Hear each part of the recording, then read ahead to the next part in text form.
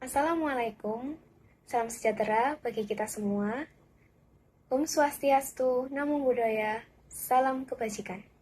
Perkenalkan, nama saya Cornelis Mega, NRP 1604249090 dari Fakultas Teknik Program Studi Teknik Informatika, Universitas Surabaya, Angkatan 2024.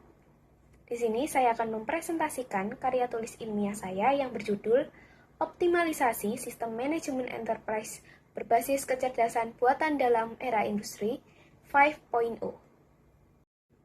Baik, di sini saya akan menjelaskan. Yang pertama ada ringkasan, yang kedua ada bab 1 pendahuluan yang berisikan latar belakang, rumusan masalah, dan tujuan, bab 2 tinjauan pustaka, bab 3 gagasan yang berisikan persoalan saat ini, solusi yang diusulkan, pihak-pihak yang berperan, langkah-langkah strategis.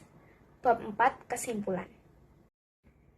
Karya tulis ilmiah ini berisikan optimalisasi sistem manajemen enterprise dengan kecerdasan buatan atau AI yang telah menjadi kunci dalam era industri 5.0 dengan mengintegrasikan AI ke dalam berbagai sistem seperti ERP, analisis big data, IoT, robotika, dan lain sebagainya. Dan juga ada dampak positif lainnya termasuk peningkatan kualitas produk, kepuasan pelanggan, dan inovasi. Selanjutnya saya akan menjelaskan latar belakang dari karya tulis ilmiah ini. Latar belakangnya, pentingnya optimalisasi agar perusahaan modern menghasilkan data dalam jumlah yang sangat besar dan beragam. AI memungkinkan perusahaan untuk memproses data ini secara efisien, mengidentifikasi pola dan mengambil keputusan yang lebih baik. Untuk tetap kompetitif, perusahaan perlu dapat beradaptasi dengan cepat terhadap perubahan pasar. AI dapat membantu perusahaan dalam membuat prediksi, mengantisipasi tren, dan merespon perubahan dengan lebih cepat. AI dapat mengotomatiskan banyak tugas yang sebelumnya dilakukan secara manual, sehingga meningkatkan efisiensi dan produktivitas. Selanjutnya ada rumusan masalah. Rumusan masalah yang akan saya paparkan, yang pertama, ada apa saja sistem yang digunakan agar dapat mengoptimalkan sistem manajemen enterprise dengan basis kecerdasan buatan dalam era industri 5.0. Yang kedua, apa dampak optimalisasi sistem manajemen enterprise berbasis kecerdasan buatan dalam era industri 5.0? Yang ketiga, ada siapa saja pihak yang dapat berkontribusi dalam implementasi sistem ini dan bagaimana peran mereka. Berikutnya ada tujuan. Tujuan dari penelitian ini untuk yang pertama, mengetahui sistem yang digunakan agar dapat mengoptimalkan sistem manajemen enterprise dengan basis kecerdasan buatan dalam era industri 5.0. Yang kedua, mengetahui dampak optimalisasi sistem manajemen enterprise berbasis kecerdasan buatan dalam era industri 5.0. Yang ketiga, mengidentifikasi pihak yang dapat berkontribusi dalam implementasi sistem ini dan bagaimana peran mereka. Berikutnya saya akan menjelaskan bab 2, tinjauan pustaka secara singkat. Penelitian ini mengidentifikasi berbagai teknologi AI yang dapat diterapkan, seperti sistem ERP berbasis AI, analisis big data, IoT, robotika, sistem rekomendasi, dan cloud computing. Dengan mengintegrasikan teknologi-teknologi ini, perusahaan dapat mencapai berbagai manfaat, termasuk otomatisasi proses bisnis, pengambilan keputusan yang lebih baik, peningkatan efisiensi, dan personalisasi layanan pelanggan. Studi ini menunjukkan bahwa AI tidak hanya menjadi alat untuk meningkatkan produktivitas, tetapi sebagai katalisator dalam inovasi dan pengembangan bisnis. Selanjutnya, bab 3 yaitu gagasan. Yang pertama, persoalan saat ini.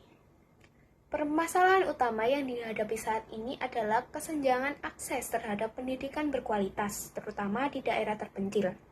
Metode pembelajarannya yang kurang efektif, dan munculnya teknologi baru seperti AI telah menciptakan tantangan baru dalam dunia pendidikan.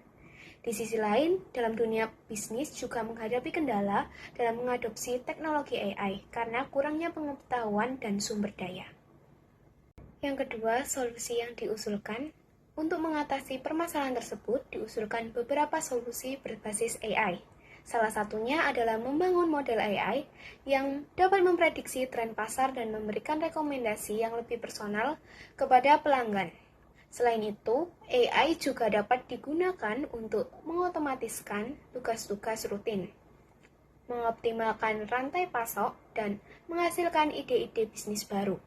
Dengan demikian, AI dapat meningkatkan efisiensi, produktivitas, dan daya saing perusahaan. Yang ketiga, pihak-pihak yang berperan. Implementasi AI dalam suatu organisasi melibatkan berbagai pihak. Manajer memiliki peran penting dalam memberikan dukungan dan mengalokasikan sumber daya. Departemen IT bertanggung jawab dalam membangun infrastruktur teknologi yang mendukung AI. Departemen bisnis perlu mengidentifikasi kebutuhan bisnis yang dapat diatasi dengan AI. Peneliti berperan dalam mengembangkan model AI yang sesuai, sementara vendor menyediakan solusi dan layanan yang diperlukan. Terakhir, karyawan perlu beradaptasi dengan perubahan proses kerja yang disebabkan oleh implementasi AI. Keempat, langkah-langkah strategis. Untuk memastikan keberhasilan implementasi AI, beberapa langkah strategis perlu dilakukan. Pertama, perusahaan perlu melakukan analisis menyeluruh terhadap proses bisnis. Kedua, penyusunan rencana jangka panjang. Ketiga, pelatihan karyawan. Keempat, infrastruktur teknologi yang memadai. Terakhir, evaluasi berkala dan kolaborasi dengan mitra strategis. Bab 4, kesimpulan.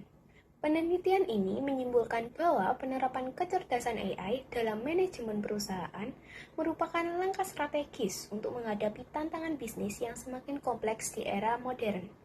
Dengan memanfaatkan AI, perusahaan dapat meningkatkan efisiensi operasional, memberikan layanan yang lebih personal kepada pelanggan, serta mendorong inovasi produk yang berkelanjutan. Proses implementasi AI ini melibatkan beberapa tahap, mulai dari analisis kebutuhan bisnis, perencanaan yang matang, pelatihan karyawan, pembangunan infrastruktur, hingga evaluasi kinerja secara berkala. Melalui penerapan AI, perusahaan diharapkan dapat meningkatkan daya saing di pasar global. Sekian presentasi dari saya, terima kasih.